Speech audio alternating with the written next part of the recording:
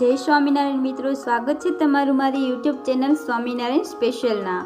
આજે હું તમારી સાથે લઈને આવી છું ગઢડા પ્રથમ પ્રકરણનું ચોથું વચનામૃત, નારદજી જેવી ઈર્ષાનું। તે પહેલાં જો તમે મારી ચેનલમાં નવા હોય તો મારી ચેનલને લાઇક અને સબસ્ક્રાઈબ જરૂરથી કરજો અને કોમેન્ટમાં જય સ્વામિનારાયણ લખવાનું ભૂલશો નહીં।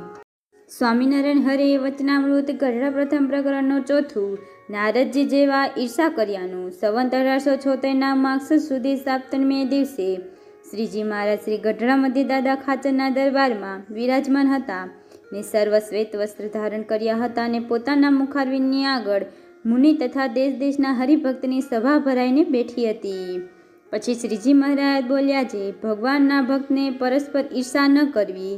ત્યારે આનંદાનંદ સ્વામી બોલ્યા છે, હે મહારાજ, ઈર્ષા તો રહે છે। ત્યારે શ્રીજી મહારાજ બોલ્યા છે, ઈર્ષા કરવી તો નારદજી જેવી કરવી। જેમ એક સમયને વિશે નારદજી અને તંબુરો એ બે વૈકુંઠ લોકને વિશે લક્ષ્મીનારાયણના દર્શન કરવા ગયા। તે લક્ષ્મીનારાયણ આગળ તંબુરાએ ગાન કર્યું।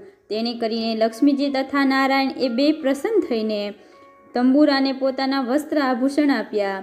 ત્યારે નારદજીને તંબુરા ઉપર ઈર્ષા આવી છે, હું તંબુરાની જેવી જ્ઞાન વિદ્યા શીખું અને ભગવાનને પ્રસન્ન કરું। પછી નારદજી જ્ઞાન વિદ્યા શીખતા હવા અને ભગવાન આગળ ગાતા હવા।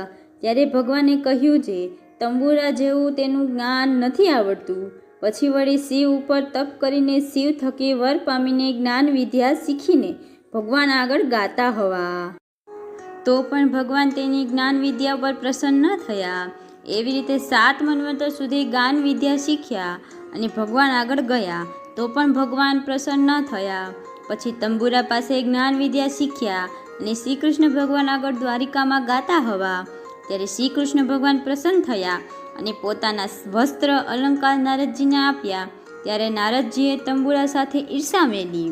માટે ઈર્ષા કરવી તો એવી કરવી છે, જેવી ઉપર ઈર્ષા હોય તેવા જેવા ગુણને ગ્રહણ કરવા અને પોતાના અવગુણને ત્યાગ કરવા। અને તેવું ન થાય અને ઈર્ષાએ કરીને ભગવાનના ભક્તનો દ્રોહ થાય તેવી ઈર્ષા તો ભગવાનના ભક્તે સર્વ પ્રકારે ત્યાગ કરવો। ઇતિ વચનામૃત। એવી રીતે ગઢડા પ્રથમ પ્રકરણનું ચોથું